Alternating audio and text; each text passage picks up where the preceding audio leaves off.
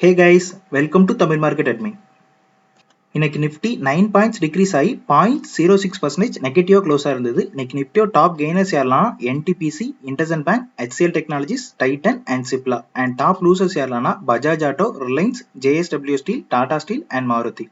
Bank Nifty இன்னைக்கு 18 points increase ஆகி 0.05% பாசிட்டிவா க்ளோஸா இருந்தது. இன்னைக்கு பேங்க் நிஃப்டியோட டாப் கெய்னர்ஸ் யாரெல்லாம் AU bank, IndusInd bank, HDFC bank, PNB bank and federal bank. And top losers யாரெல்லாம் RBL bank, Bandhan bank, SBI, IDFC first bank and Kotak bank. Sensex இன்னைக்கு 12 பாயிண்ட்ஸ் டிக்ரீஸ் ஆகி 0.02% நெகட்டிவா க்ளோஸா இருந்தது. One of the banking and financial service ப்ரொவைடரான RBL பேங்க்ல last 7 monthsல மட்டும் 300 crore ரைட் ஆஃப் பண்ணியிருக்காங்க.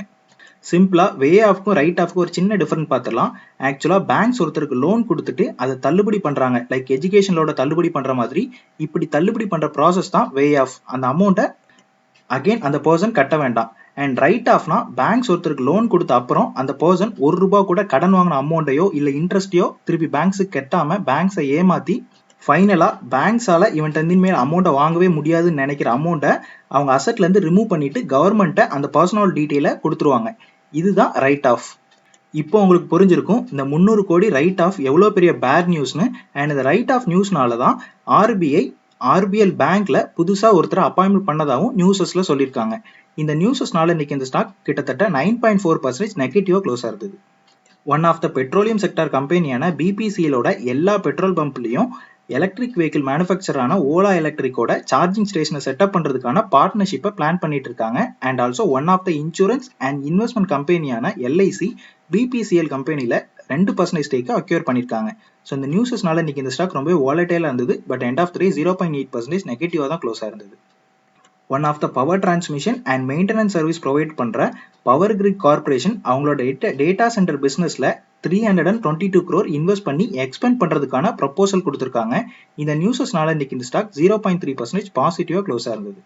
One of the health care service ப்ரொவைடரான ஃபோர்டிஸ் ஹெல்த் கேரோட சப்சிடரி கம்பெனி ஹோல்ட் பண்ணிட்டு இருந்த லேண்ட் அண்ட் பில்டிங்கை 111 crore செல் பண்ணிருக்காங்க. இந்த டிஸ்இன்வெஸ்ட்மெண்ட் இவங்களோட இந்த குவார்டரோட ப்ராஃபிட்ல ஆட் அப் ஆகிற நியூஸஸ்னால இன்னைக்கு இந்த ஸ்டாக் 0.6% பாசிட்டிவா க்ளோஸ் ஆயிருந்தது. இண்டஸ்ட்ரியல் மெட்டல் ப்ராடக்ட் மேனுஃபேக்சர் பண்ற MRC எக்ஸிம் கம்பெனியும் மும்பை பேஸ்டு அக்ரிகல்ச்சர் பிசினஸ் பண்ற குவாண்டோ அக்ரோவேல்டு கம்பெனியும் ஜாயின்ட் வெஞ்சர் அக்ரிமெண்ட்ல சைன் பண்ணிருக்காங்க. அண்ட் இந்த ஜாயின்ட் வெஞ்சர் பார்ட்னர்ஷிப் மூலமா அக்ரிகல்ச்சர் ஃபீல்டுக்குள்ள என்ட்ராக போறதா MRC எக்ஸிம் கம்பெனி சொல்லியிருக்காங்க. இந்த நியூஸஸ்னால இன்னைக்கு இந்த ஸ்டாக் 4.8% பாசிட்டிவா அப்பர் சர்க்கியூட் ஹிட் பண்ணி க்ளோஸ் ஆயிருந்தது.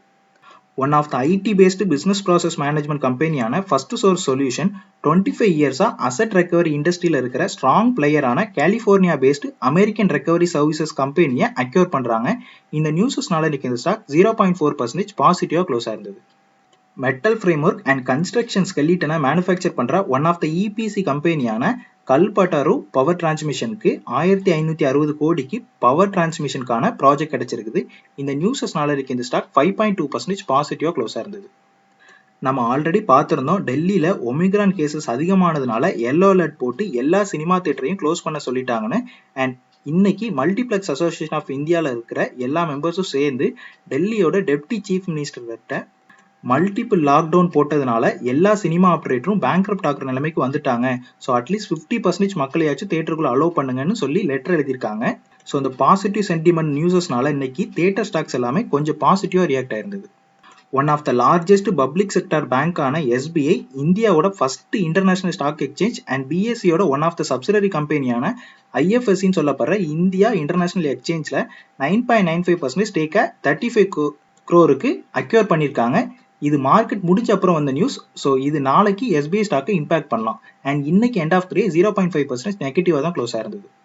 One of the credit card டிஸ்ட்ரிபியூட்டரான SBI கார்டும் பேடிஎம்மும் கார்டு டோக்கனைசேஷனுக்கான பார்ட்னர்ஷிப்ல சைன் பண்ணிருக்காங்க.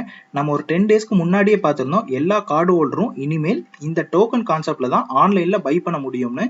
அண்ட் இந்த ப்ராசஸை நிறைய பேங்க்ஸ் அண்ட் அப்ளிகேஷன்ல இன்னும் அடாப்ட் பண்ணலன்னு RBI டோக்கனைசேஷனுக்கான டெட்லைனை Jan 1st இருந்து July 1st எக்ஸ்டெண்ட் பண்ணிருக்காங்கன்னு பார்த்திருந்தோம். ஸோ இந்த கான்செப்ட்காக தான் SBI கார்டும் பேடிஎம்மும் பார்ட்னர்ஷிப் பண்ணிருக்காங்கன்னு நம்ம சிம்பிளா புரிஞ்சுக்கலாம். இந்த நியூஸஸ்னால இன்னைக்கு SBI கார்டு 0.1% பாசிட்டிவா க்ளோஸா இருந்தது. இதுவரை இந்தியன் ரயில்வேஸ்க்கு மட்டும் கடன் கொடுத்து ஃபினான்ஸ் பண்ணிட்டு இருந்த IRFC கம்பெனி இனிமேல் நான் ரயில்வே ப்ராஜெக்ட்டுக்கும் ஃபினான்ஸ் பண்ண போறதா அனௌன்ஸ்மெண்ட் கொடுத்திருக்காங்க. அண்ட் ஆல்சோ இந்தியன் ரயில்வேஸ் இப்போ வரப்போற இயர்ல மட்டும் 65,000 crore கடன் வாங்க போறதாவும் அனௌன்ஸ்மெண்ட் கொடுத்திருக்காங்க. ஸோ இந்த நியூஸஸ் வந்ததுனால நேத்து இன்னைக்கும் ரொம்பவே வாலட்டைலா இருக்குன்னே சொல்லலாம். இன்னைக்கு எண்ட் ஆஃப் த டே 0.2% நெகட்டிவா அந்த ஸ்டாக் க்ளோஸ் ஆயிருந்தது. இந்த ஸ்டாக்கை பத்தி சிம்பிளா சொல்லணும்னா இந்தியன் ரயில்வேஸ்க்கு 100 ரூபாய் வேணும் அப்படின்னா இந்த ஐஆர்எஃப்சி கம்பெனி தான் கண்டிப்பா 40 ரூபாய்ச்சு கொடுத்தாகணும். ஸோ அதனால இந்த கம்மிங் இயர்ல 65,000 crore இந்தியன் ரயில்வேஸ்க்கு தேவைப்படுறதுங்கிறது ஐஆர்எஃப்சிக்கு ஒரு பாசிட்டிவ் நியூஸ்னே நம்ம புரிஞ்சுக்கலாம். எல்லா கண்ட்ரீஸும் டேப்பரிங் பண்றதாலையும் அண்ட் ஒமிக்ரான் கேசஸ் இன்க்ரீஸ் ஆகுறதுனாலையும் ஃபாரின் இன்வெஸ்டர் இந்த டிசம்பர் மந்த்ல மட்டும் கிட்டத்தட்ட 17,000 crore அமௌண்ட்டை நம்ம இந்தியன் மார்க்கெட்ல இருந்து வெளியே எடுத்திருக்காங்க, அதாவது செல் பண்ணிருக்காங்கன்னு சொல்லலாம். அண்ட் லாஸ்ட் 3 மந்த்ல மட்டும் கிட்டத்தட்ட 1 lakh crore அமௌண்ட்டுக்கு செல் பண்ணிருக்காங்க. இப்போ எல்லாருக்கும் புரிஞ்சிருக்கும் ஏன் நம்ம மார்க்கெட் லாஸ்ட் 3 மந்த்ஸா ரொம்பவே கீழே விழுந்து பியரிஷ் ஆனது அப்படின்னு சொல்லிட்டு.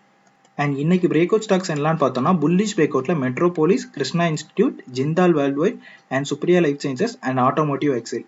அண்ட் பியரிஷ் பிரேக் அவுட்ல எந்த ஸ்டாக்குமே இல்லை. இன்னைக்கு எஃப்ஐஐ 986 crore நெட் செல்லிங் பண்ணிருக்காங்க and DII 577 crore net buying பண்ணிருக்காங்க. ஃபைனலி இதான் ஃப்ரெண்ட்ஸ் வீடியோ பிடிச்சதை சப்ஸ்கிரைப் பண்ணுங்க.